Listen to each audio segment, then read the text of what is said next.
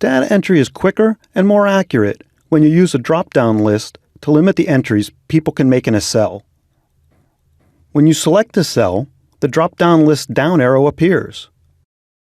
Click it and make a selection. Here's how to create drop-down lists. Select the cells that you want to contain the lists. On the ribbon, click the Data tab and click Data Validation. In the dialog, set Allow to List. Click in Source. In this example, we're using a comma-delimited list. The text or numbers we type in the source field are separated by commas.